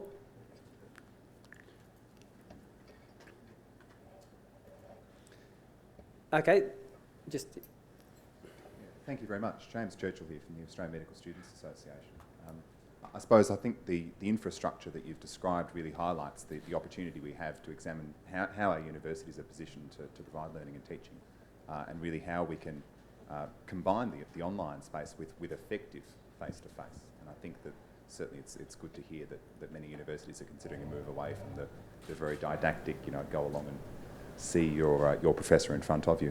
I suppose one of my questions is how we would then measure quality in that kind of experience to ensure that kind of a move is associated not so much with what sort of suits our universities, but what suits our learners, and how we would ensure that we can maintain quality through that transition. I think that's certainly a student concern at this stage, that with a migration towards online delivery, that really we need to maintain a focus on quality. So I suppose it might not be directed specifically at the infrastructure side of things, but I think that infrastructure that does lend itself to facilitating that kind of meaningful experience is a very good way of driving positive change, and how will we support it around it? Let me sort of reflect on Dickens' Tale of Two Cities, and it was the best of times and the worst of times. We've heard already from Jane that MOOCs can be the best of learning experience and the worst of learning experiences. Sitting in a lecture theatre of 300 while somebody down the front reads their notes and talks to the notes can also be the worst of times. The same issues that confront us in terms of quality, and I think this point's already been made, online are the same that face us face to face, and that we need to deal with those. Take advantage of what we do know about what does and doesn't work, not only face to face but also online, and transfer those across. I don't think it's a concern that, we're just going to whip off and put everything online, and maybe we'll think about quality along the way. I think all the universities have a great investment in. Indeed, our brands are based on the quality that we deliver. One point, though, that strikes me is, because we've heard a couple of times as we talk about this transition, if you look at the balance sheet of every university, not just in the country but around the world, much of it is based on real estate. We talk about the Catholic Church having the best real estate in the world. Universities come pretty well second, at least. And so we're not going to simply walk out of our buildings and go and lie on the beach and communicate with everybody online. We've got to find ways, as we talk about that transition, of how to take the buildings as they exist, the buildings as they're planned to exist, and carry out that transition in terms of the infrastructure, as well as what we teach and how we teach it. I think David was going to ask a question of David. Well, I'm not sure it's a question. It's more building out from that, and it's my own version, I think, of Shirley's story about how a modification to a teaching space has been misinterpreted by academic staff, and I think one academic staff, and this probably is one academic staff as well, but it was one of the funniest and also one of the, I don't know, in some senses, most poignant examples of the cultural shift that's perhaps needed more broadly. We were looking at our real estate and thinking about modest level interventions to, if you like, bring it up to the 21st century and to think about how we might move away from didactic teaching approaches. And we employed an auditor to go around and take photos of some of the areas that could potentially be open for that kind of modification. He presented to our senior executive team one photograph which actually caused some merriment, which was a flexible space filled with beanbags, which had been neatly arranged in serried ranks in a kind of straightforward lecture theatre format. And I think that, it's ironic, but it also does indicate the kind of challenge in front of us, I think. Okay, listen, I'll promise the people out there in the ether to answer some of their questions they've put through it on the Twitter sphere. So what I might do is now just recount to you some of the questions that have been asked, and the panel can be thinking about some of this as I go through. One question that came through was, how do academics learn to teach in ways they were never taught? And coupled with that was the question about, for the panel to consider, what are you doing to prepare your academic staff to lead networked learning? I'll keep going with a few of these just so you can get a sense of some of the questions coming in. How will online learning affect the broader student experience? How do we value face-to-face learning? And I think that question has actually been answered by a few people this afternoon. Another person commented on the importance of collaborations between institutions, and I sense we've also touched on that, haven't we, in this afternoon, the fact that a lot of this stuff we can do together. Another comment, the academic workforce largely works in emailed, shared folders and static intranets, not ready for leading networked learning. And I think that's going back to one of those comments. And another one about people looking at the notion of accrediting results in some of these MOOCs. Increasingly, authentication will be wrapped up with digital identity, and there'll be a lot of work to be done in that space. So if any of the panel would like to respond to any of those questions, Shirley? I'll pick up the first one about how we're preparing staff for a new world. I've got two big projects at my institution. One's called Learning 2014. It's getting our staff ready to move into the two new buildings that are currently going up. You've seen one of them already, where there's not a single standard lecture theatre in either of the buildings. So I've brought a couple of copies of one of the booklets where we're showing all the different kinds of collaborative spaces and different ways in which they can be configured. Each one of those rooms will have a web page of its own showing how to use all of the technology. But more importantly, we're, I guess, providing opportunities for those academics to learn in a network learning mode so that they get to experience not the standard staff development, but being part of a network. We also have very large grants for people to change their courses around, and we've got a team of experts working alongside them in doing that. So it's a very comprehensive program. They're just a few of the initiatives, but it's very much in our mind because this is a major game changer that we're trying to promote. Thanks, Shirley. And David, did you want to have a quick one? Thanks, Ron. Shirley's absolutely right, and it's another example of it's about the people, it's not just about the technology or the content. One of the things that we did, I think, was led to the great success of our move into the Newton and Arkwright buildings at Nottingham Trent was ensuring that for the 6 months before we moved into that space, that all the new technologies that were going to be made available, from the laptops through to the wireless, there were more nodes, wireless nodes in the Newton building than there were in the rest of Nottingham, I think. And it was great because you could walk out into the cold winter's night feeling very warmed. Remember that academics are human beings who have face and fear to lose face, and if you put them in a situation where they're simply handed a bunch of technology and told, go forth and use it, they're not going to go forth and use it because they don't want to stand in front of a class of 10 or 20 or 100 and watch the technology fail. Thanks, David. I'm wary of the time. We have promised we'll be finishing close to 3, so I think I'll just call a halt to our proceedings there, and I think I now will invite Susie Hewlett to come forward and say a few words to wrap up the afternoon. Thanks, Susie.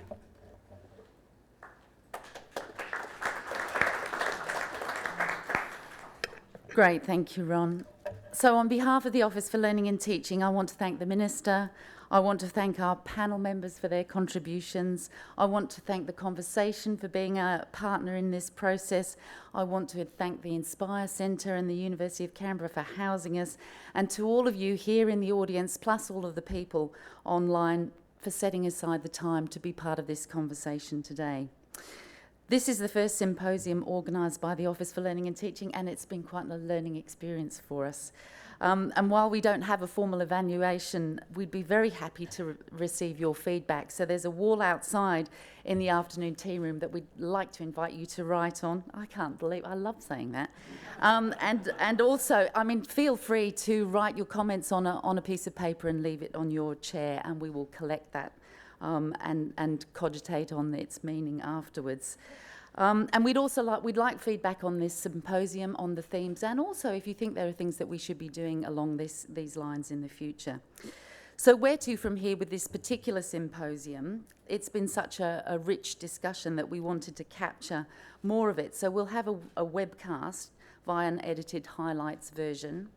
We're also doing some podcasts of respondents from the audience here today, which we will be putting up online. And we're also going to put together some fact sheets about the themes and the discussions that we've had, as well as, of course, the articles will still be up there, and the Twitter feed as well. And finally, Marguerite said I should do a bit of a plug too. We will be back in Canberra again on the 19th of November for the Australian Awards for University Teaching at the National Art Gallery. So we hope to see you all there again too next month. Thank you very much.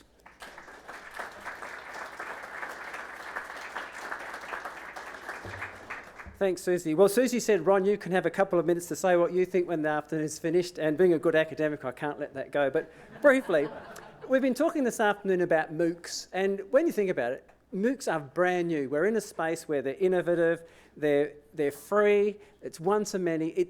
We can't say a lot about this space yet. We've got to watch it and see where it's going, and we can't draw too many conclusions about where it will be till we see how it pans out. This afternoon we've been talking about our students and what they want. It's very, very hard to define a student. There are so many different sorts of students with different needs, and you've heard from the conversation this afternoon that what's good for one is not good for another. We have to make sure that we remember that in everything we do. And finally, one of the things that I keep reminding myself is we have to understand our business. And our business is primarily courses. We need to give our students support in their courses. We have access to courses. It's a lot of things that MOOCs will never be. It's all about graduating employable graduates with accreditation. There's a lot of work in that space that MOOCs will never be able to take over. So, as people have said this afternoon, MOOCs are a facet of emerging technologies of where we are in the space, and we need to keep our eyes on them. We need to take the innovation and make sure we learn from it. But as the Minister said when he started, it's all about delivering quality education to students in ways that enable them to reach their success. And we have to remember that primarily it's what we're doing with our students, and the technology is a tool for that purpose, not the purpose in itself. So thank you very much for your participation this afternoon, and I invite you now to join us for afternoon tea.